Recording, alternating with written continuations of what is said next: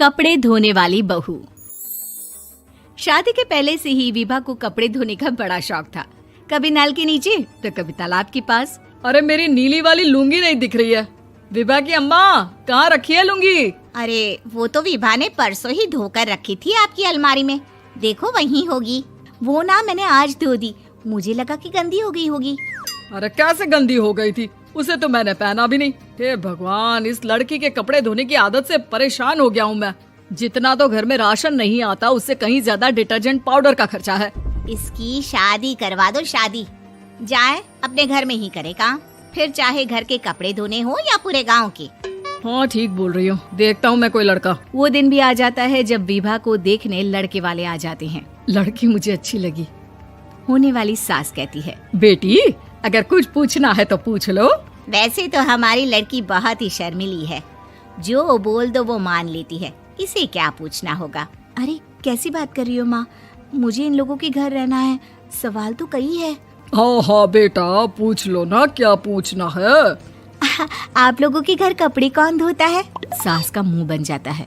देखो, अगर तुम ये कहना चाहती हो कि तुम्हें कपड़े धोने नहीं आते तो सुन लो, कपड़े मैं ही धोती हूँ, लेकिन तुम्हारे आ जाने के बाद मैं रुमाल तक नहीं धोऊंगी। अरे चुप रहना भाग्यवान, बहू बेचारी घर आई नहीं, उसे डराना शुरू कर दिया।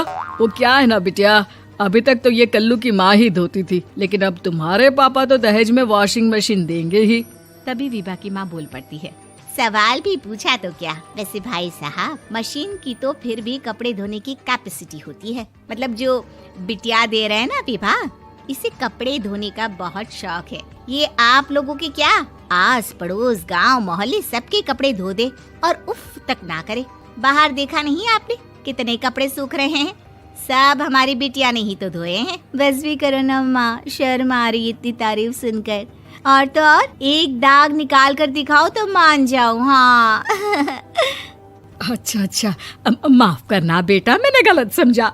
हमें तो रिश्ता बहुत पसंद है। और ऐसे जुड़ जाता है रिश्ता कपड़े धोने का शौक रखने वाली विभा का। उसकी शादी हो जाती है कोयला फैक्ट्री में काम करने वाले कल्लू के साथ। शादी के बाद अचानक विभा चिल्लाती हुई सास के पास आती है। सासू माँ, अरे सासू माँ कहाँ है आप? ये तो धोखा है, धोखा दिया आप लोगों ने मुझे। इस ससुर के चक्कर के बारे में पता चल गया। अरे तो उसमें तुझे क्यों धोखा मिला है? अरे नल में पानी नहीं आता, कपड़े कैसे कब धुलेंगे? अच्छा, तू पानी नहीं आ रहा उसकी बात कर रही है। तो आपने क्या सोचा? कुछ नहीं। अच्छा, तेरी माँ ने कहा था कि कपड़े धोने का शौक है तुझे, याद आया मुझे। शौक बोलकर कपड़े धोने वाले मेरे जुनून को कम ना आके सासू माँ, कपड़ा धोना मेरा गुरूर है। तभी पति भी वहाँ आ जाता है। अभी मैंने इसे सनी देओल की फिल्म दिखाई है, उसी के डायलॉग मार रही है माँ। अच्छा सुन, साफ साफ बता रही हूँ, पानी सुबह 4 से 6 और शाम को 10 से 12 आता है, समझी? विभा टाइमिंग सुनकर हैरान हो जाती है। ये क्या भूतों का मोहल्ला है? सुबह 4 बजे उठकर कौन कपड़े धोता है? 4 बजे टंकी में पानी जाता है, फिर सारा दिन धोना ना, किसने मना किया? अरे कैसी बात कर रही है, 200 लीटर की टंकी में कितने कपड़े धो लूंगी मैं, सुबह ही उठ जाऊंगी मैं। अब क्या था, विभा सुबह 4 से लेकर रात के 12 बजे तक कपड़े ही धोती रहती। एक रोज सास पड़ोस से निकलकर कहीं जा रही होती है कि साथ वाली कहती है, हाँ कल्लू की माँ, जरा ये बताओ कि 2 साड़ी है, 2 ब्लाउज और एक पेटीकोट और एक नाड़े वाला लंबा कच्छा। हाँ तो? अरे तो क्या, कितना लोगी धुलाई ये बताओ। धोबन दिख रहे हैं हम क्या? हमारे पति सरकारी नौकरी से अभी रिटायर हुए हैं और बेटा सुपरवाइजर है कोयला फैक्ट्री में। धोबन समझ रखा है हमें?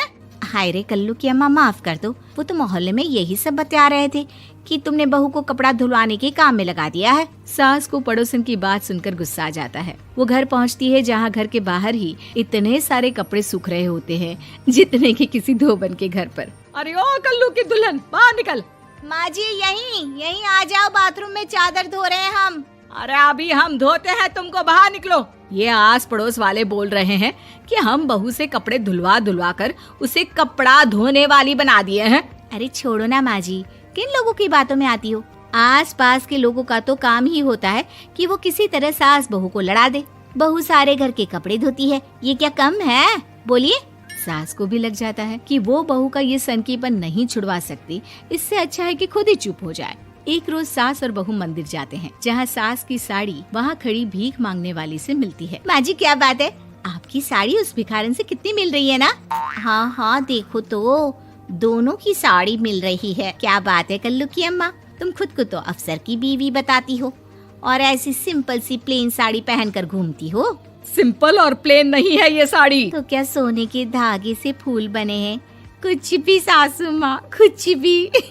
हाँ बने थे इस साड़ी में सोने के धागे से फूल। मेरे पति लेकर आए थे मद्रास से स्पेशली मेरे लिए 10,000 की। ताहे भाई साहब इस भिखारन के लिए भी सेम टू सेम साड़ी लेकर आए होंगे 10,000 की। सास उस वक्त तो कुछ नहीं कहती, लेकिन बहू के साथ घर आती है और अलमारी से एल्बम निकाल कर लाती है। ये साड़ी देख रही है, ये वही साड़ी है जिसे मैंने अभी पहना था। इस साड़ी में ये जो चमकदार फूल दिख रहे हैं ना, ये सोने के धागों से काढ़े गए हैं। लेकिन तू लोकल वॉशिंग मशीन ब्रश से घिस घिस कर सारे फूलों को निकाल कर साड़ी प्लेन कर दी।